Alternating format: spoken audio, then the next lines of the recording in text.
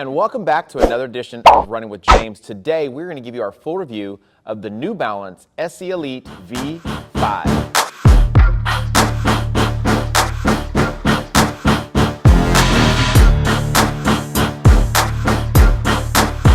Now this shoe is a marathon racing shoe with all the bells and whistles.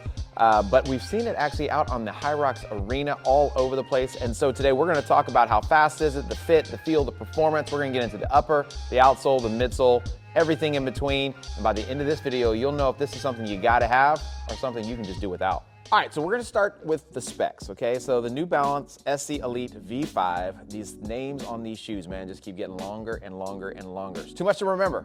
But the shoe specs come in real simple: 40 millimeter stack height in the heel, 32 millimeter stack height in the forefoot. That gives us an 8 millimeter drop. You know that's my sweet spot. 6 to 8 millimeters is what I just love it so very much.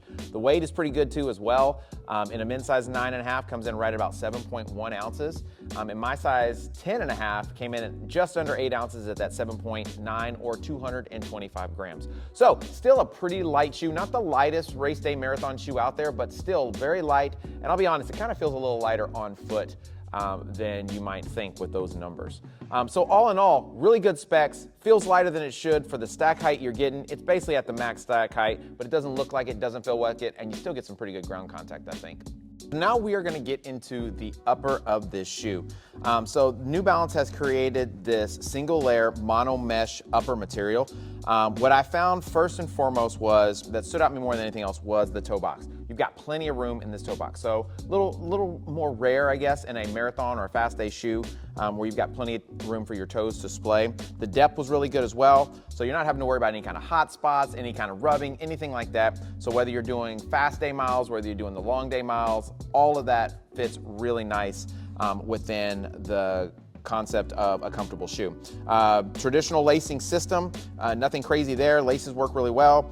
There's a lightly padded tongue that is attached. You guys know how I feel about an attached tongue. It's like gold to me. But the tongue does tend to kind of squirm around just a little bit because it is a very short tongue, so you're not getting much height above the lacing system. Other than that, it fit pretty good across the top. No rubbing, no like choking the top of your foot or the sides or anything like that. The heel lock was really good as well. Has a pretty substantial heel counter for a marathon racer. A lot of times when they're trying to cut the weight of these shoes, they tuck a lot of the overlays or a lot of that kind of structure out of the shoe, and so you'll see these things are super floppy, but this one actually has a pretty good heel counter in it, and so little cup just like the rest of them, so it locks in really, really nice. You got this nice little padding down at the top of that Achilles. So overall, I would say this upper fit very comfortable. It was cool. I will say one thing I'm not a huge fan of is the color, right? I like the white color, but there's not a ton of different colors. So all the colors are white with just like a little bit of adaptation on the end. And they haven't blown me away with the color code or the colorways of this particular shoe. I like this one, but guys, come on, all black or something, maybe a little gold. We got it flashy, flossy, whatever, something. I gotta be sparkling when I'm out on the roads, guys. Now we're going to get into the midsole. You know how I feel? That's where the magic happens. And so we already talked about that drop. We already talked about the stack. So it's a max cushion shoe. This is 100% PEBA-based super foam. I like how they call super foam. That way you know it's special. With a full-length carbon fiber plate in there. So you can see that it does have some stiffness in it, but it's not crazy on the stiffness. A lot of times you can't bend those things at all. So for me, it was something where you felt the pop. But it didn't feel overly stiff where it really made your Achilles kind of sore, your calves had to work a little bit harder. I'm a big fan of this PEBA-based super foam. It's got enough bounce and enough pop to really help you move forward, but it's soft enough. It's got a good blend of just bounce and softness where you don't feel like your legs are being beat up, right? Your feet aren't super tired or super sore. On top of that, you have a really wide platform. You see that base? And so a lot of the super shoes, they may have a fairly decent platform, but then down here in kind of in the arch area, it may be super duper narrow. They cut these things out to save space, but then I feel like my foot works a little harder or my ankle works a little harder because of that stability. So I found that because of the platform, because of the base, even with the softness and with the bounciness of the shoe, I didn't feel unstable at all whatsoever. And so for me, I felt like this was probably one of my favorite foams to date, with this iteration with the foam and the combination of the carbon fiber plate to run in. So I've done some short distance stuff where, you know, we're talking 400 meters, 1,000 meter repeats.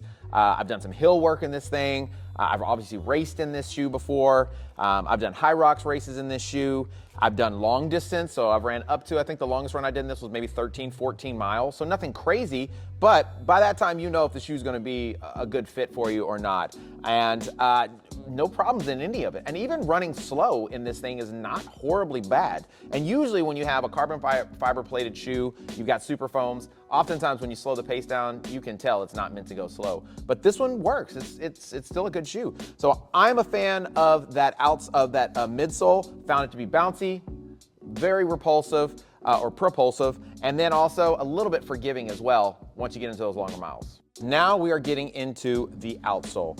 So this is New Balance's lightweight racing rubber compound.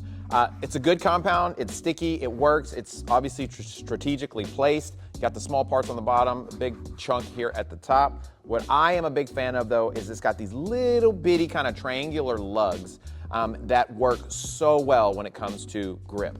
So when it comes to the rubber, it either works or it doesn't work, except if you are trying to use this for other events other than running in a straight line, like I like to use it for. And so good grip, whether you're on roads, wet, gravel, ran on the track obviously, done stairs, like kind of bleachers, that type of thing with it, had zero problems with it. And then I've also used it on turf or on carpet or to push sleds and pull sleds and things of that nature. And I've found that for the most part, it's worked really, really well. And in fact, I'm gonna give somebody credit. I was actually checking Instagram, you know how you're scrolling, you're doing the reels, the doom scrolling stuff, and I saw someone doing a comparison of some different shoes. They had the Nike Vaporfly, they had the Alpha Fly, they had the Adidas Adios Pro, and then they had this shoe, and they were kind of basically had it on an angle, and they were showing the grip of each shoe. This was the only one that did not slide down the shoe, down the kind of slanted platform when it was wet. And so that's what really kind of piqued my interest at first before I actually got this shoe. And I have not been disappointed. So overall, I think this grip is really on point and you can use it for pretty much anything, anytime. Obviously, I like this shoe. Obviously, I'm a fan of it. But what you've heard me say several times is you heard me use the word Hyrox. Now, if you're watching our videos or if you've seen any of our podcasts, I know you're familiar with Hyrox. If you're new here, you probably saw the word Hyrox and that's why you clicked on this video. This is a shoe that I have used for Hyrox multiple times. I've raced in this shoe tons of times. And here's what I found, okay? This is how I would try to compare it. This shoe to me was a lot like the Puma DV8 Nitro Elite 3. Love that shoe. You can check out the shoe review. It's a great shoe. But since they've changed the turf, the surface, that shoe, the grip on that shoe has not been as good. What I found is that this shoe, the SE Elite V5, is very similar. It has a really good bounce that is similar to that Elite V3 of the Puma, but it's a more stable platform. So when you're doing lunges, when you're doing wall balls, you don't have that same kind of wonkiness, right? Back to lateral movement or what have you. It's got the speed, it's got the bounce. So when you're turning those sharp corners, when you're coming into the ruck zone, when you're doing all those things, you don't have to worry about rolling your ankle or slipping, on those that really kind of covered concrete that they have. But then probably the most important thing that most people are going to be concerned about is the sled. This thing grips that turf like nobody's business. It locks in, so slipping is not going to be the problem. So you should have no problem with the sled as long as you've trained properly and you got the muscles to push the sucker down there, because you're not going to have to worry about the shoe. So for me, right now, as it stands, as we do this video today, this is my go-to racing shoe for Hyrox. Now, a lot of shoes are coming out. That may change in the next month, but I'm gonna tell you right now, I got a second pair of these because I liked them so much. They were on sale, found a place called Joe's Outlet. Feel free to sponsor me, Joe's Outlet. That these suckers were on discount, on sale, so I got them for like $140, $150. You can't beat that, guys. So I would tell you right now that if you are doing Hyrox, you probably would love this shoe. Okay, guys, so I don't think it's gonna be any surprise. We like this shoe. It's fast, it's fun, it's got great grip, it's lightweight. You can do Hyrox in it, so what else do you want in a shoe, guys? You could run marathons, you could do half marathons, you can do speed work. Sure, it's not a recovery day shoe, so maybe it's not the best tool to run a slow, long run, but you can still do it. This shoe is amazing. I love it.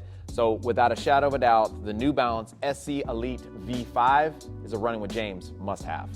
All right, guys, that is our full review of this New Balance race day shoe. I want to know, what are you most excited about coming out? Are you excited about the new Adidas Hyrox shoe coming out? Are you excited about the Puma shoe that just dropped? What is your go-to excitement level for your next Hyrox shoe?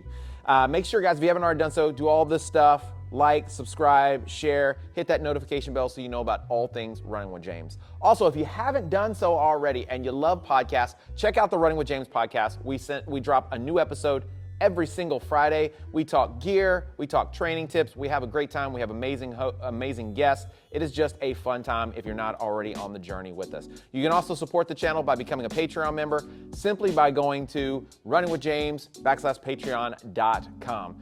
As always, guys, get out there, get on those streets, get on those turfs, push some sleds, run some laps, do some miles. But no matter what, remember, when you change your mind, you change your life. Change your mind, change your life.